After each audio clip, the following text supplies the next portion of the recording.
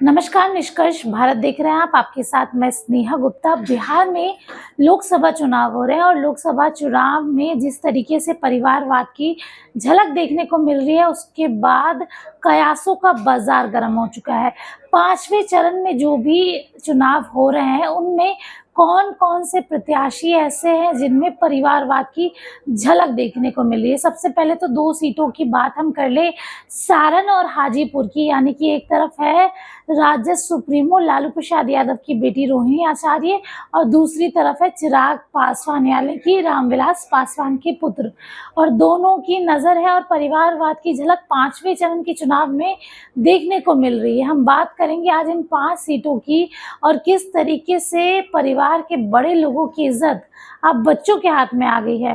राजनीति में परिवारवाद के बढ़ते दायरों पर चिंताओं के बीच लोकसभा चुनाव के 5वें चरण में बिहार में 5 संसदीय सीटों पर 20 मई को मतदान होंगे। सहयोग से ये बता दें आपको कि 5 सीटों पर चुनाव हो रहे हैं जहां पर परिवारवाद की बड़ी झलक देखने को मिल रही है। ऐसे में बेटा बेटियों को अपने पिता की प्रतिष्ठा बचाने के लिए बड़ी चुनौती है। इसमें लालू राबड़ी, रामविलास पासवान, हुकुमदेव नारायण यादव, जय नारायण निषाद और सियासत दोनों के नाम पर शामिल है, जिनकी अगली पीढ़ी की किस्मत दांव पे लगी है। रोहिणी आचार्य और चिराग पासवान में से ऐसे नाम हैं जिनकी चर्चा सबसे ज्यादा हो रही है। सारण सीट की बात करते हैं हम। लालू यादव की लाडली बेटी रोहिणी आचार्य यहाँ से पहली बार चुनाव लड़ रही है। लालू यादव भी पहली बार 1977 में इसी क्षेत्र से लोकसभा चुनाव जीतकर सियासी सफर शुरू किए थे। अब बेटी भी पिता की राह पर है, लेकिन यहाँ उनका मुकाबला भाजपा के राजीव प्रताप रूडी से है, जो 4 बार के सांसद हैं। सारण से जीतकर हैट्रिक लगाना चाहते हैं। पिछले 2 चुनाव में राबड़ी देवी और लालू के समधी चंद्रिका राय को हरा चुके हैं। इस बार लालू यादव की बेटी को हराने का दाव कर रहे हैं। ऐसे में सारण में रोहिणी को अपने माता पिता की शाख बचाने की चुनौती है। अब हाजीपुर सीट की बात करते हैं।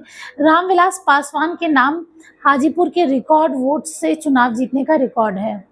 साथ ही में 8 बार यहाँ से सांसद रहे हैं। अब पहला मौका है जब रामविलास पासवान के बेटे चिराग पासवान भी अपने पिता की कर्मभूमि पर किस्मत आजमाने हाजीपुर में चुनाव लड़ रहे। चिराग पिछले 2 लोकसभा का चुनाव जमुई से जीते हैं। हाजीपुर में राजद ने शिवचंद्र राम को उम्मीदवार बनाया है। ऐसे में चिराग को अपने पिता की सीट को अपने नाम पर कब्जा रखने की बड़ी चुनौती है। रामविलास पासवान की तंज पर चिराग को खुद को हाजीपुर के में स्थापित करना है और चुनाव में जीतना है। मधुबनी की बात करें, 5 बार लोकसभा सदस्य हुकुमदेव नारायण यादव के बेटे अशोक यादव मधुबनी से लगातार दूसरी बार चुनावी मैदान में भाजपा के टिकट पर उतरे हैं। वो पिछली लोकसभा चुनाव में 4.5 लाख वोटों के अंतर से जीते थे। ऐसे में पिता की तरह ही यहाँ खुद को दिग्गज राजनेता के तौर पर स्थापित करने में यह चुनाव अशोक यादव के बेटे बेहद महत्वपूर्ण है। इस बार अशोक के मुकाबले राजद के अली अशफाक फातिमी है, जो खुद 4 बार के सांसद रहे हैं। मधुबनी में इस बार रोचक मुकाबले की उम्मीद जताई जा रही है। हालांकि अशोक यादव को यहाँ अपने पिता की प्रतिष्ठा बचानी है। मुजफ्फरपुर वर्ष 1996 में मुजफ्फरपुर में अपनी सियासी पांव जमाने निषाद परिवार के लिए इस बार अग्नि परीक्षा है। कैप्टन जय नारायण निषाद ने वर्ष 1996, 1998, 1999, 2009 में मुजफ्फरपुर की प्रतिनिधित्व की। वही उनके बेटे अजय निषाद भी वर्ष 2014, 2019 में यहां से सांसद रहे। अब सियासी सरगर्मियां कारण बदल गई हैं। अजय निषाद ने भाजपा छोड़ के कांग्रेस का हाथ दामन थाम लिया। यहाँ उनका मुकाबला भाजपा प्रत्याशी राजभूषण निषाद से है। पिछले चुनाव में राजभूषण वीआईपी उम्मीदवार थे और 4 लाख से ज्यादा वोटों के अंतर से अजय निषाद ने हरा दिया था। अब सियासी समीकरण बदल गए हैं।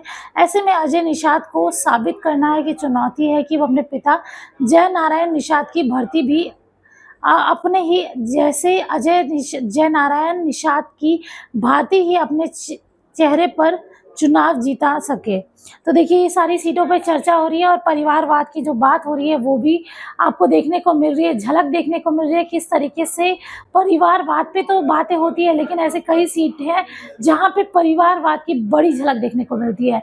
और ये पूरा चुनावी माहौल के बीच अब क्या होगा ये देखना लाजमी रहेगा, और क्या ये अपने माता पिता की प्रतिष्ठा बचा पाएंगे। आप बने रहिए हमारे साथ, तब तक के लिए बहुत बहुत शुक्रिया।